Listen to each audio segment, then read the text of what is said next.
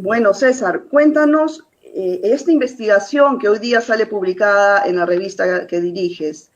¿Qué han encontrado? ¿Qué hay detrás? ¿Tú qué consideras que hay detrás de esta matanza ocurrida en la semana en el BRA, en el Perú? No hay precisión determinada sobre la autoría, pero lo que sí podemos decir es que la versión oficial fue maliciosamente prematura, desinformada y políticamente interesada, porque esto es parte de la campaña de la señora Fujimori, que usando esta matanza ha pretendido anexar el nombre de su rival, del señor Castillo, con el terrorismo asesino que vivimos en los años 80.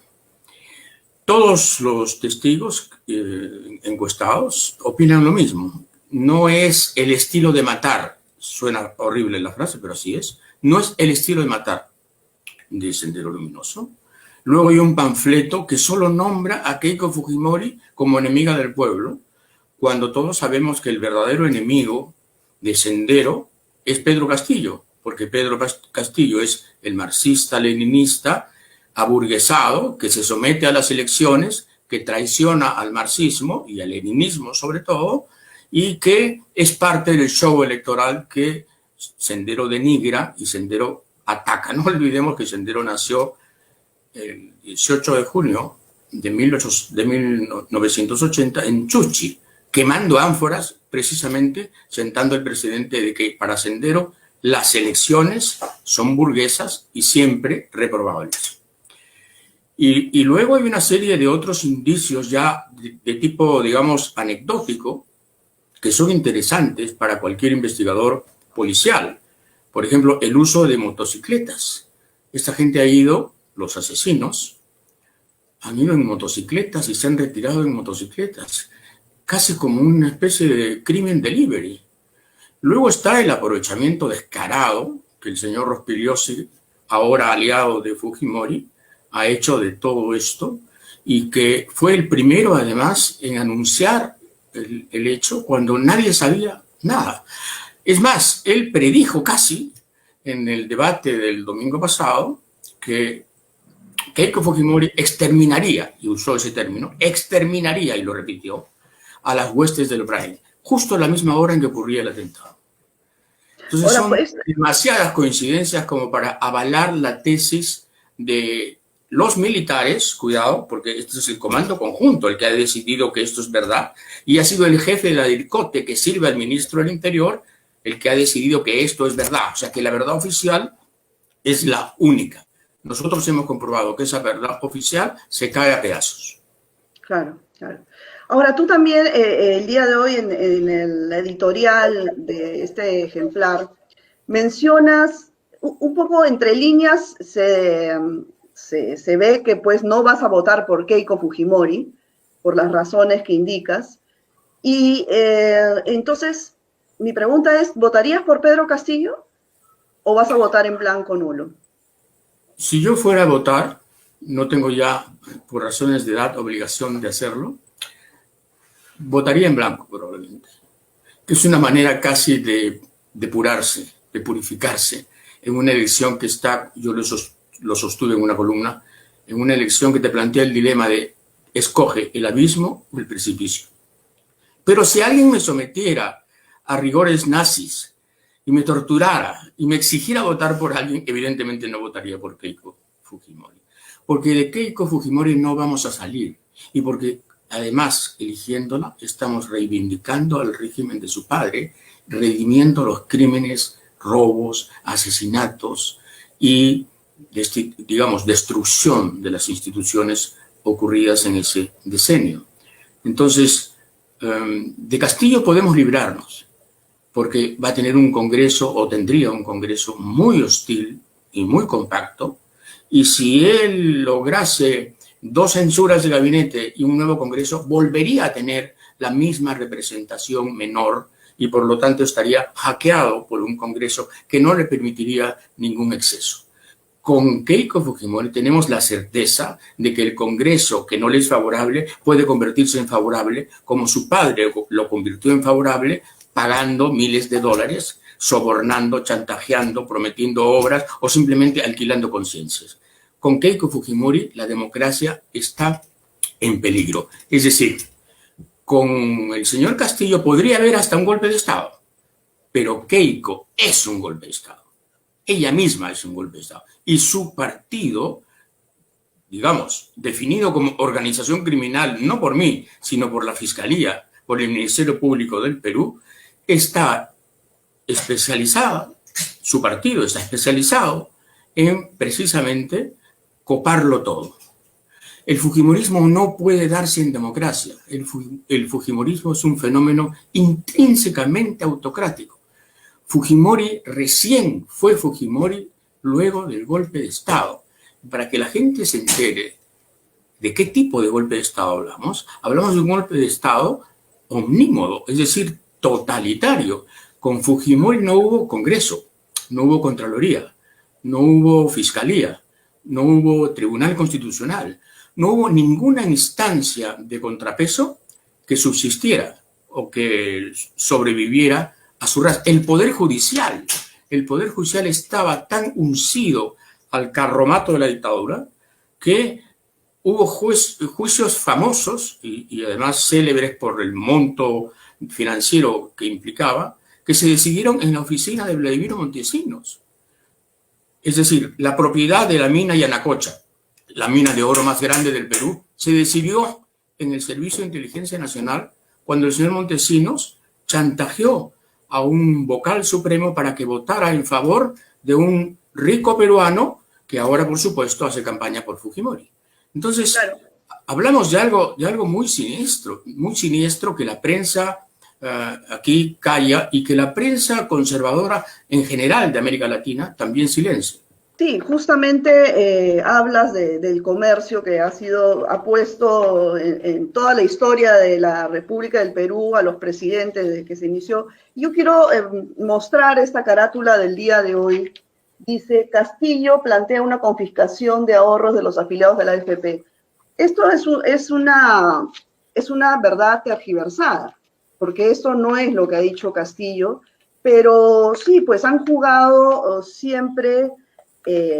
digamos que podría decirse que es un terrorismo mediático el que viene realizando el grupo o liderando el Grupo del Comercio en esta campaña, en cuanto a atacar al candidato que no representa la continuidad del sistema.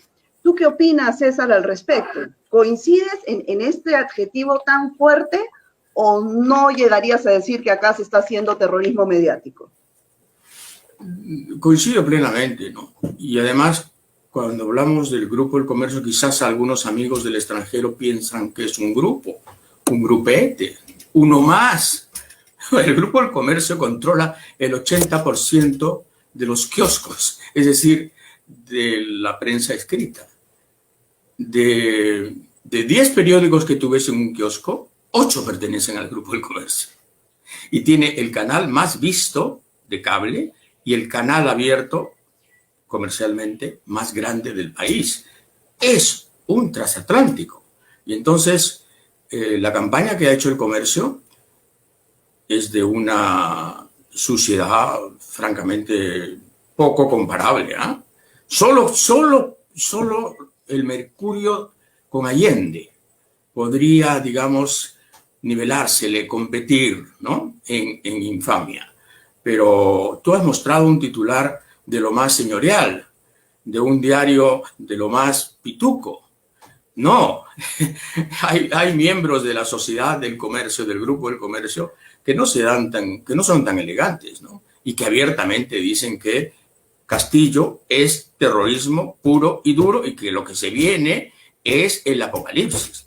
Y lo dicen todos los días.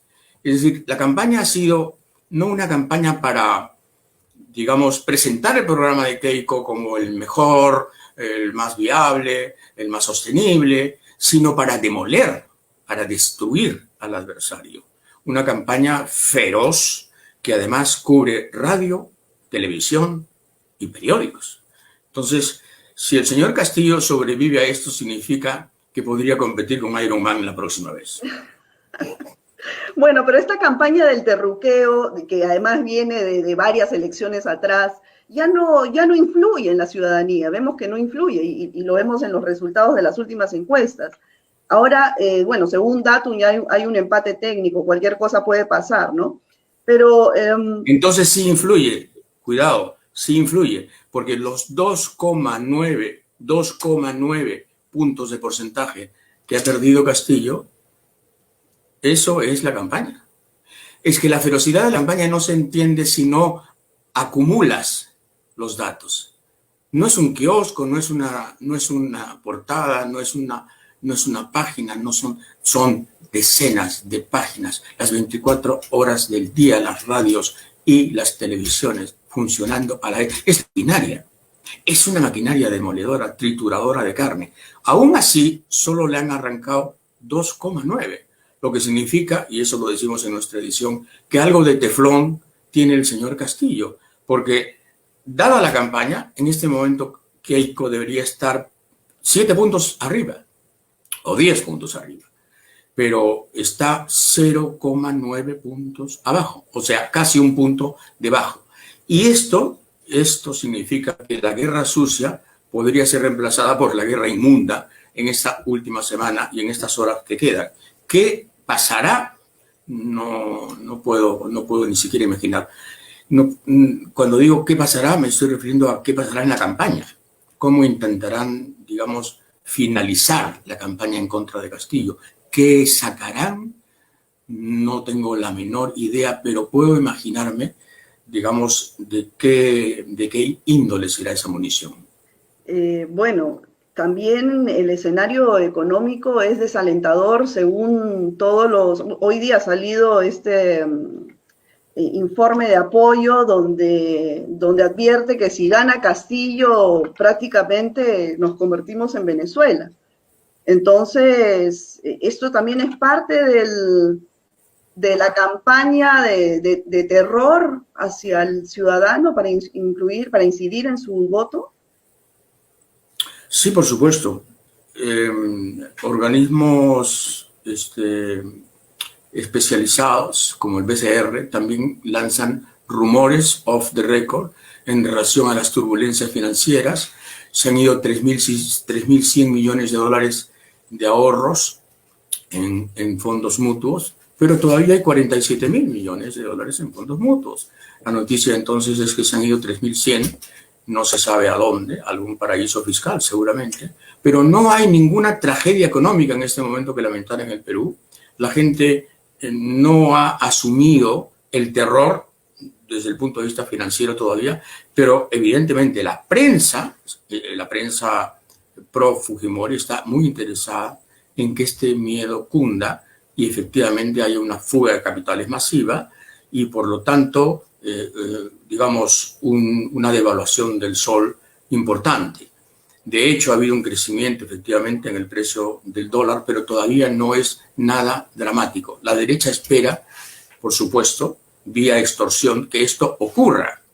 En realidad, cuando la derecha publica titulares en relación a lo que podría venir, es mucho más un deseo que una realidad en este momento. Pero sí, hay la convicción en los sectores conservadores de que crear pánico financiero es básico para el operativo final, que es lograr que Keiko Fujimori en estos últimos 8 días pueda sobrepasar a Castillo. Pero aquí no hay escrúpulo alguno, no hay país, lo único que hay es un juego furibundo de intereses que lo que pretenden es precisamente el retorno al formato de Alberto Fujimori. Alberto Fujimori lo tenía muy claro. El Estado desaparece, lo privado prevalece, lo privado es sagrado, no se toca, y lo público, en fin, es lo que queda, las obras para la gente. Muchos regalitos, muchos tuppers, mucho asistencialismo barato, delivery también, en helicóptero, mucho engaño y poquísimas nueces. Pero vamos a ver, porque, cuidado, en Chile también la derecha pensaba que las tenía todas, En Chile la derecha estaba convencida de que la Constitución iba a ser una especie de repetición moderada de la Constitución del 80, pues se han ganado los independientes, ya ha ganado la izquierda, y resulta que Chile, que para los peruanos conservadores era todo un ejemplo, era la casa matriz del neoliberalismo, era, en fin, el paraíso que construyó Pinochet, bueno, ese Chile ha dicho basta. Y aquí hay mucha gente, queridos amigos, que está diciendo lo mismo, basta, basta. Y Castillo es el producto de ese basta. Castillo nace de ese basta, de ese hastío, de esa rabia que se ha confederado alrededor de su candidatura y que explica la solidez, el carácter casi pétreo de su candidatura. Él debería estar muerto, tendría que tener 8 puntos, 10 puntos, porque la prensa lo ha descalificado de tal manera que debería ser ya el candidato en retiro.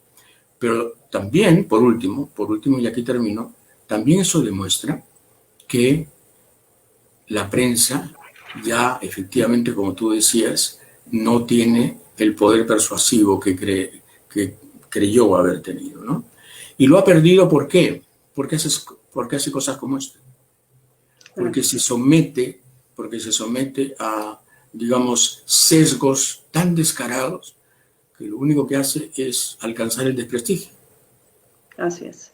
Y en el caso de, bueno, ganase Castillo o Fujimori, ¿tú crees que la crisis de gobernabilidad que venimos arrastrando desde hace varios años se frene en algún momento, ya sea con Castillo, con Fujimori, o con Keiko Fujimori? ¿Crees que más bien podamos acercarnos a lo que está sucediendo hoy día en Colombia?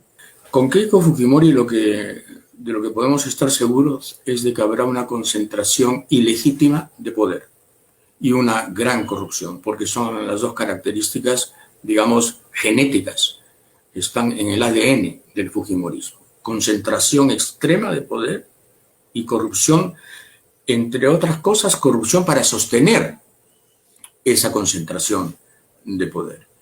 Y con el señor Castillo no podemos estar seguros de una gestión eficiente, por supuesto que no. Tiene un equipo débil, un programa difuso y él mismo una personalidad entre voluble e incierta que despierta muchísimos temores. Entonces, ¿va a haber crisis en los próximos 5 años? Gane quien gane, sí. ¿Esa crisis va a ser aún más aguda que la que hemos pasado? Es casi seguro que sí. Hay una crisis de gobernabilidad en el Perú que nace de un sistema de gobierno excesivamente presidencial en algunos aspectos y excesivamente parlamentario en otros. Entonces, estas cosas no se han definido bien y la nueva Constitución, si es que se convoca, podría servir para eso. Es decir, la ingobernabilidad a veces en el Perú, me pongo a pensar, no depende tanto de las personas, sino del sistema que se ha impuesto. El Congreso, por ejemplo, el Congreso del señor Kuczynski gobernó el país. Kuczynski no pudo gobernar, gobernó el Congreso. Kuczynski no quiso hacer uso de sus prerrogativas presidenciales, que las tenía, pero no las usó, y se dejó manejar por el Congreso, que fue el que dictó las normas más elementales, el que censuró a los ministros y el que llevó a cabo al final la defenestración del señor Kuczynski. Entonces, mientras no se aclare debidamente cuál es la jurisdicción de cada poder, vamos a tener esta crisis. A esto se suma, por supuesto, el linaje de la señora Fujimori, en su caso, y la debilidad programática del señor Castillo. Así que a tu pregunta la respuesta es sí. Sí, vamos a estar en una crisis aún más sombría que esta. Bueno, se nos está yendo el tiempo, pero quería terminar con esta pregunta. ¿Tú crees que el debate de este domingo cambie, digamos, este porcentaje de indecisos defina su voto luego del debate, o crees que no va a haber nada nuevo que van a presentar ambos candidatos? Yo creo que los que van a votar por la señora Fujimori no van a cambiar un ápice, y lo mismo va a pasar con el voto férreo y duro que tiene el señor Castillo. Pero efectivamente podría suceder que algunos indecisos tomen una decisión después de ver el debate. Ahora, yo no espero mucho el debate, porque al final el debate es una confrontación escénica, en donde todo está muy limitado y donde no hay verdaderamente debate, sino dos monólogos mutuamente agresivos que se escuchan en paralelo. Pero, digamos, interacción de vida no existe. La señora Fujimori va a repetir el programa, digamos, terapéutico con el que piensa salvar al Perú, que lo repiten sus candidatos y sus ministros potenciales, y el señor Castillo ojalá que por lo menos tenga la amabilidad de romper con quien ha hecho más daño a su candidatura, que es su aliado y amigo, Vladimir Cerrón, el jefe del partido que el señor Castillo representa por casualidad. El señor Cerrón ha hecho todo lo posible por sabotear la candidatura del señor Castillo, y ya es hora de que el señor Cerrón, hombre, de varios pasos al costado, tantos pasos al costado que ojalá se caiga por un abismo.